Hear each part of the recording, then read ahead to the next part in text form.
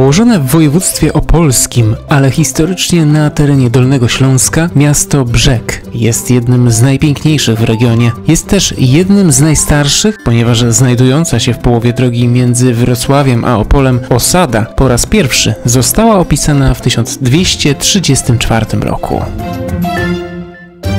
Miasto rozwijało się bardzo pomyślnie, bo już 100 lat później zostało wybrane na stolicę księstwa, które istniało aż do 1675 roku, czyli do śmierci ostatniego z Piastów, Jerzego IV Wilhelma.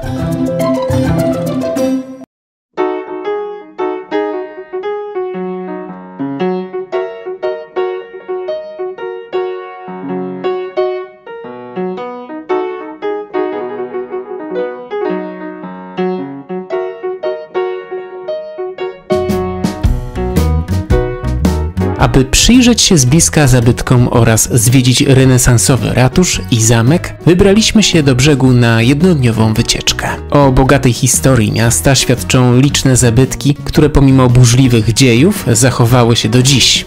Najlepiej znanym z pewnością jest dawna siedziba piastowskiego królewsko-książęcego rodu, Zamek Piastów Śląskich. Brzeg się szczyci ogromną liczbą obiektów zabytkowych. Tutaj tak naprawdę większość tej zabudowy to jest zabudowa stara. Mimo tego, że miasto zostało uszkodzone, zniszczone w czasie II wojny światowej, to jednak tych zabytków jest bardzo dużo i nie ma co się dziwić. Miasto, skoro było stolicą księstwa, to też było miastem bogatym. Nie tylko mamy tutaj zamek, który jest zaliczany do jednych z najcenniejszych obiektów na terenie Polski pod względem nie tylko historii, ale też historii sztuki.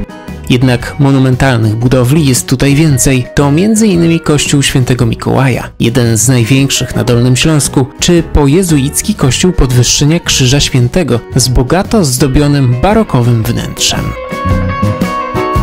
Spacer zaczniemy jednak dość sztampowo, a mianowicie od brzeskiego rynku, na którym znajduje się, wzbudzając niemały zachwyt, renesansowy ratusz. Budynek jest bardzo ciekawy. Jego początki to jest wiek XIV, ale w obecnej formie, jaką tutaj możemy zobaczyć, to jest rok 1577. I proszę sobie wyobrazić, że w takiej formie renesansowej z XVI wieku, ten obiekt do dzisiaj istnieje. Dzisiejszy kształt nadała mu przebudowa według projektu Jakuba Parra i Bernarda Nurona z drugiej połowy XVI wieku. Ratusz posiada wiele ciekawych wnętrz, m.in. wielką salę z modrzewiowym stropem z 1646 roku, czy wczesnorokokową salę rajców z ręcznie malowanymi szafami i ogromnym orłem pruskim. Na rynku zobaczymy także ciekawe kamienice, interesujące z tego względu, że posiadają na ścianach rzadko spotykane domalowane okna. Jest tu ich co najmniej kilka kamienic, a nie tylko okien. Po prostu kiedyś szkło było bardzo drogie, to był ten największy problem i ludzie sobie ozdabiali kamienice namalowanymi oknami. Jak się okazuje, było to bardzo popularne zjawisko w średniowieczu. Z czasem, kiedy szkło staniało, w ich miejscach pojawiły się klasyczne okna. Jednak pod grubą warstwą tynku zachowały się ich pierwotne malunki. Obecnie możemy podziwiać je nie tylko w brzeskim rynku. Jak widać, tak interesująca tradycja kultywowana jest do dziś, ponieważ na ścianach współczesnych budynków mieszkalnych również takie okna się maluje. Cała wschodnia i częściowo północna pierzeja rynku skrywa perełki w postaci ciekawych fasad, na które warto zwrócić uwagę.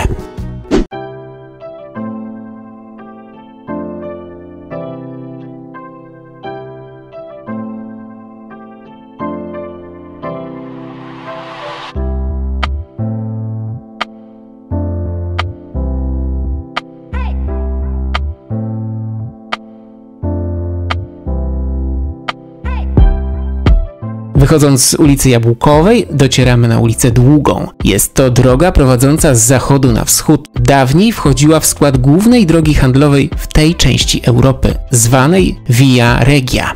Zaledwie 150 metrów dalej zobaczymy gotycki kościół Świętego Mikołaja.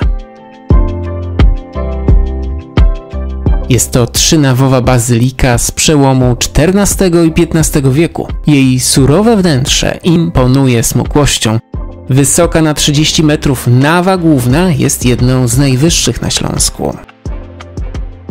Przechodzimy w stronę Odry, gdzie po drodze zobaczymy intrygujący pomnik nawiązujący do pruskiego króla Fryderyka II. Z legendy dowiadujemy się, że w tym miejscu spadł na trakt jego trójgraniasty kapelusz. Mieszkańcy postanowili upamiętnić to wydarzenie.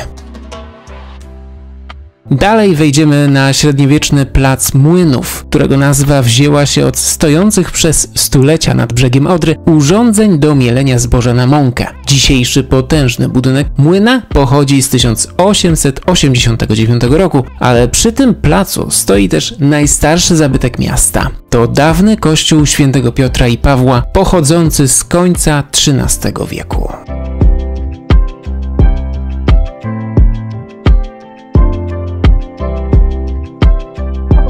Skoro jesteśmy już w okolicach rzeki, warto wspomnieć o wyjątkowym, jak na to miejsce, moście, który choć pochodzi z 1891 roku, to do brzegu trafił dopiero po II wojnie światowej. Trafił, ponieważ jest zaledwie częścią dawnego mostu z Fordonu, dzielnicy Bydgoszczy. Stalowy most był niezwykle długi, ale został częściowo uszkodzony podczas działań wojennych, dlatego jego krótsze odcinki wykorzystano w innych miejscach.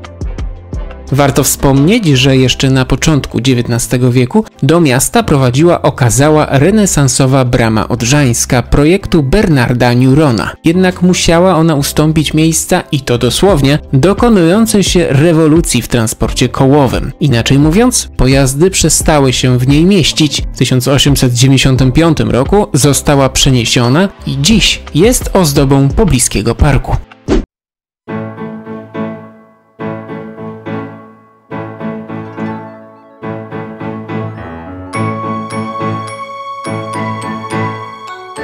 Powoli docieramy do głównego punktu naszej wycieczki. Wcześniej jednak zajrzymy do pochodzącego z XVIII wieku barokowego kościoła Podwyższenia Krzyża Świętego. Kościół zachwyca iluzjonistycznymi freskami Jana Kubena, które optycznie powiększają jego wnętrze.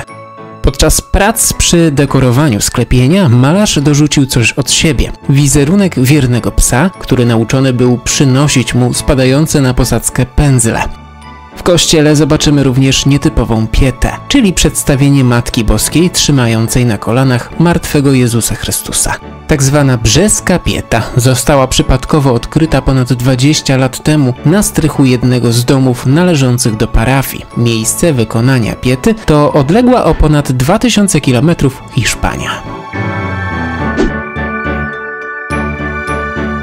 Będący perłą renesansu zamek książąt legnicko-brzeskich jest jednym z najlepiej znanych zabytków na Śląsku. Przebudowany w stylu renesansowym, został poważnie uszkodzony podczas wojen śląskich, a odbudowany dopiero w drugiej połowie XX wieku.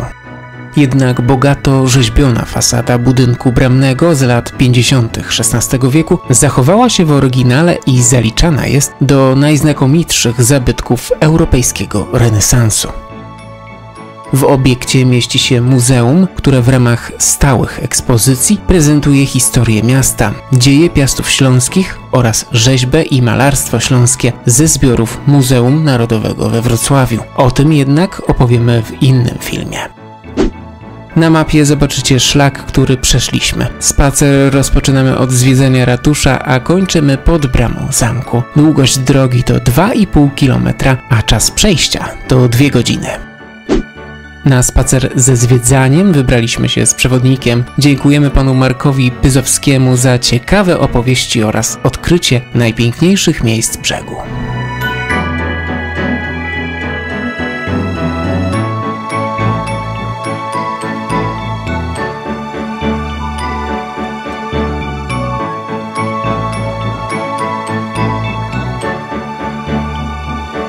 Zasubskrybujcie kanał, włączcie dzwonek, aby nie przegapić żadnego nowego filmu. Do zobaczenia!